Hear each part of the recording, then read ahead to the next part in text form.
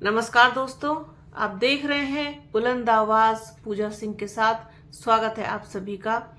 दोस्तों, कल संसद में जाति को लेकर के जो हंगामा हुआ, जिस तरीके से भारतीय जनता पार्टी के मंत्री अनुराग ठाकुर ने राहुल गांधी की जाति पर सवाल उठा दिया कि पहले आप अपनी जाति बताइए, आपको पता है कि आपकी जाति क्या है। इस तरीके का सवाल जब राहुल गांधी से किया तो राहुल गांधी भी अपना आपा खो बैठे। साथ ही साथ अखिलेश यादव ने भी जमकर सुनाया अनुराग ठाकुर को कि आप जाति नहीं पूछ सकते, आप किससे पूछ करके जाति पूछ रहे हैं, और जाति पूछने का आपको कोई अधिकार नहीं है। ये सारा मामला जाति को लेकर के हुआ।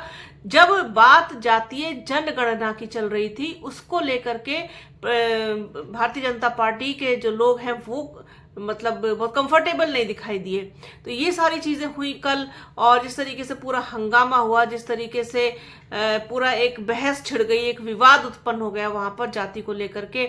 और चूंकि विपक्ष में अब बहुत सारे लोग हैं जो बड़ी संख्या में बोलने वाले हैं, तो वो भी कहीं ना कहीं चुप नहीं रहे।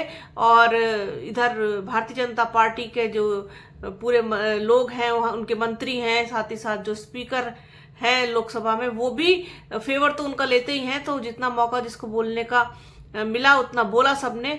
लेकिन इस पर बसपा सुप्रीमो मायावती की भी अब प्रतिक्रिया आ गई है जाति को लेकर के, जातीय जनगणना को लेकर के।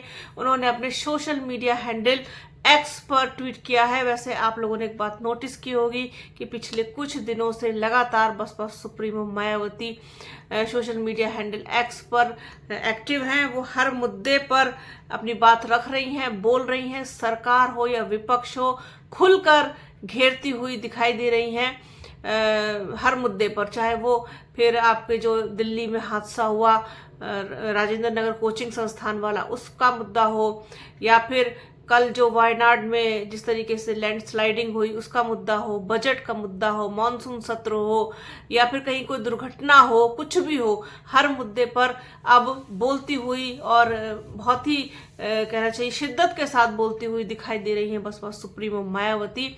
और कल जो बहस हुई है संसद में, उस पर क्या कुछ लिखा है बसपा सुप्रीमो मायावती ने, आइए आपको बताते हैं। बसपा सुप्रीमो मायावती कहती हैं कि कल संसद में खासकर जाति व जातीय जनगणना को लेकर के कांग्रेस व बीजेपी आदि में जारी तकरार, नाटकबाजी तथा ओबीसी समाज को छलने की कोशिश, क्योंकि इनके आरक्षण को लेकर दोनों ही पार्टियों का इतिहास खुलेआम व पर्दे के पीछे भी घोर ओबीसी विरोधी रहा है। इन पर विश्वास करना ठीक नहीं। आगे वो कहती हैं कि बीएसपी के प्रयासों से यहाँ लागू हुई ओबीसी आरक्षण की तरह ही राष्ट्रीय जातीय जनगणना जनहित का एक खास राष्ट्रीय मुद्दा, जिसके प्रति केंद्र को गंभीर होना जरूरी। देश के विकास में करोड़ों गरीबों, पिछड़ों व बहुजनों का भी हक, जिसकी पूर्ति में जातीय जनगणना की अहम भूमिका। ये लिखा है बसपा सुप्रीमो मायावती ने अपने सोशल मीडिया हैंडल एक्स पर कि किस तरीके से वो उन्होंने सरकार पर भी निशाना साधा है, साथ ही साथ जो विपक्ष है इंडिया गठबंधन, उस पर भी निशाना साधा है कि ये सभी लोग एक ही थाली के चट्टे बट्टे हैं। ये ओबीसी जनगणना को लेकर के या ओबीसी के किसी भी तरीके के कहना चाहिए कि उनकी जो फेवर की बात होती है उसको नहीं उठाते हैं। इनका इतिहास ही ऐसा रहा है। इस तरीके का उन्होंने किया है, गुस्सा दिखाया है, नाराजगी दिखाई है कि क्यों खामखा के लिए नाटकबाजी हो रही है, जब आपको पता है कि आपको करना ही कुछ नहीं है, ना तो दलितों के लिए, ना आदिवासियों के लिए, ना ओबीसी के लिए, ना महिलाओं के लिए, ना अल्पसंख्यकों के लिए। इससे पहले भी बसपा सुप्रीमो मायावती अखिलेश यादव के पीडीए पर जमकर निशाना साध चुकी हैं। साथ ही साथ इस पर भी उन्होंने खूब अच्छे से सुनाया है और बहुत गहरा ट्वीट किया है जो आज उन्होंने किया है।